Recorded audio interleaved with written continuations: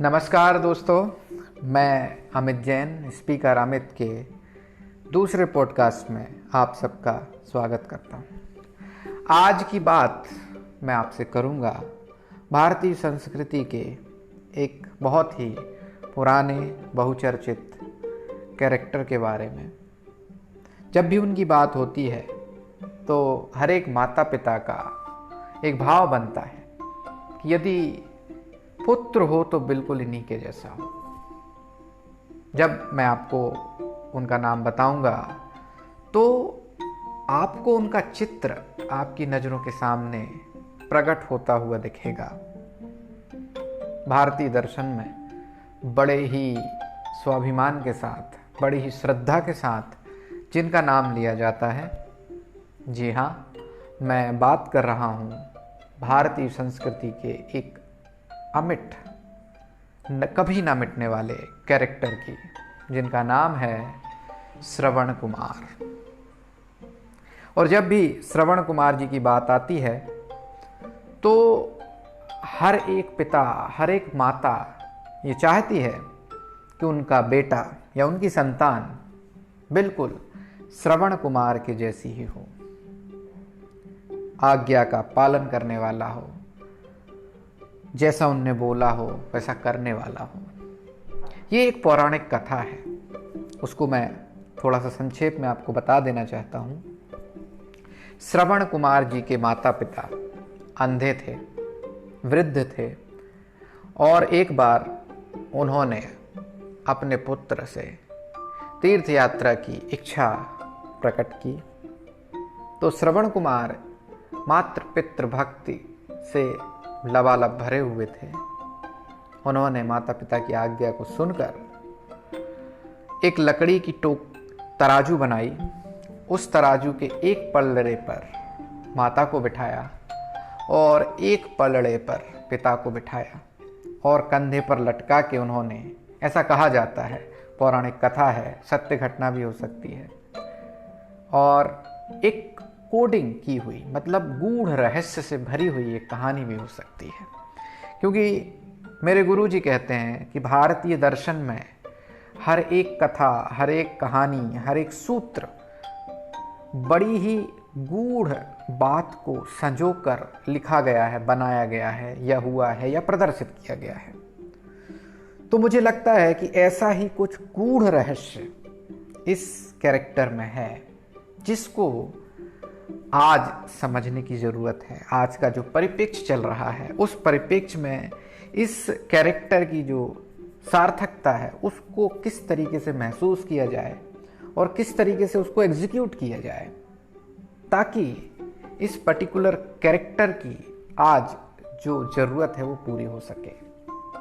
तो श्रवण कुमार जी ने तराजू के एक पलड़े पर अपनी माता को, एक पलड़े पर अपने पिता को बिठाकर कंधे पर वो लकड़ी, तराजूनुमा लकड़ी रखकर तीर्थ यात्रा करवाई।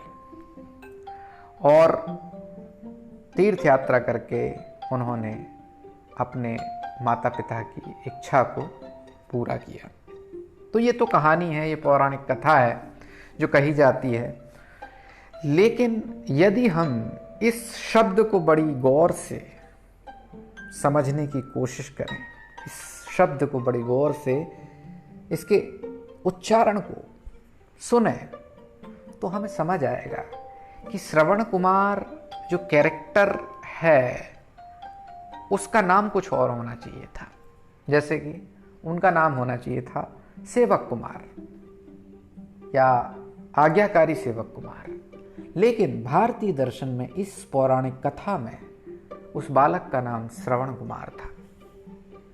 अब इस कहानी का आज के परिप्रेक्ष्य में हम किस तरीके से उपयोग कर सकते हैं, यदि आप गौर से देखेंगे तो आपको पता लगेगा कि आज वृद्ध माता पिता, परिवार के वृद्ध जन केवल एक ही परेशानी से जूझते हैं, और वो परेशानी है कि उनकी भावनाओं को, उनकी बातों को सुनने वाला कोई नहीं। तो हमारे भारतीय दर्शन में क्या आपको ये नहीं लगता कि ये कहानी इस तरीके से लिखी गई, गढ़ी गई या घटित हुई कि आज हम उसका इस तरीके से उपयोग करें।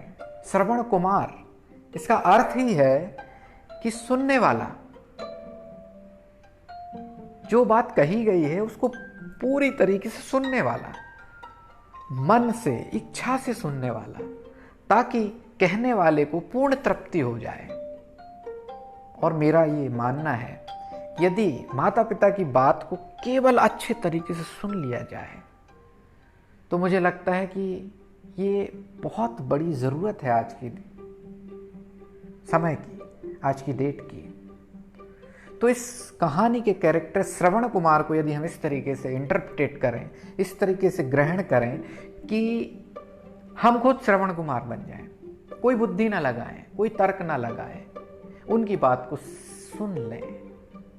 एग्जीक्यूशन तो दूसरी बात है। एग्जीक्यूशन हम अपनी बुद्धि विवेक से करें, हो सकता है पूरा एग्जीक्यूट कर दें, हो सकता है 50% एग्जीक्यूट करें, हो सकता है 20% एग्जीक्यूट करें, एटलीस्ट उनकी सुन तो लें, क्योंकि सुनना सबसे बड़ी ज़रूरत है। इस पूरी दुनिया में आप देखेंगे कि लोग केवल इसलिए परेशान होते हैं क्योंकि उनको अच्छे से सुना नहीं जाता।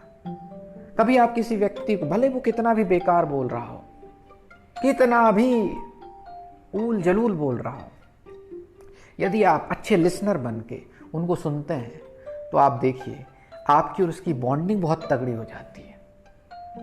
वो आपको रिस्पेक्ट करता है, आपको रिस्पेक्ट मांगनी नहीं पड़ती, केवल सुनने से वो व्यक्ति आपके ऊपर फिदा हो जाता है, आपकी अच्छाई की तारीफ करने लगता है।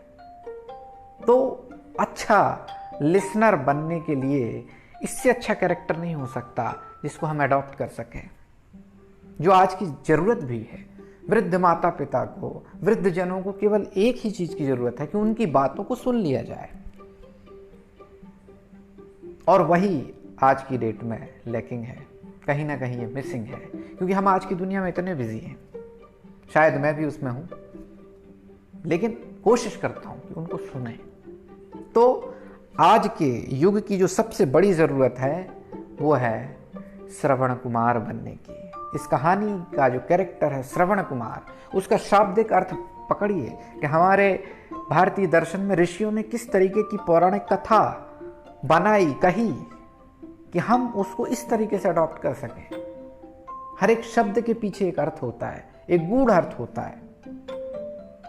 और इस कहानी में जो कैरेक्टर है श्रवण कुमार, उसका अर्थ ही यही है कि इस कहानी से हम ये प्रेरणा लें कि हम श्रवण कुमार बने, अच्छा सुनने वाला बने, चाहे वो माता पिता की बात हो, चाहे लोगों की बात हो। एक बार ये करके देखिए, मेरा दावा है आप आश्चर्यचकित हो जाएंगे। आपको लगेगा ये जादू हो रहा है, लोग आपको पसंद करने लगेंगे, लोग आपको सुनने लगेंगे। बस केवल ज़रूरत है आपको श्रवण कुमार बनने की। दोस्तों, बने रहिए स्पीकर अमित के साथ। अगली बार फिर एक नई बात के साथ, एक नए पॉडकास्ट के साथ फिर हाजिर हो जाऊंगा। तब तक के लिए नमस्कार।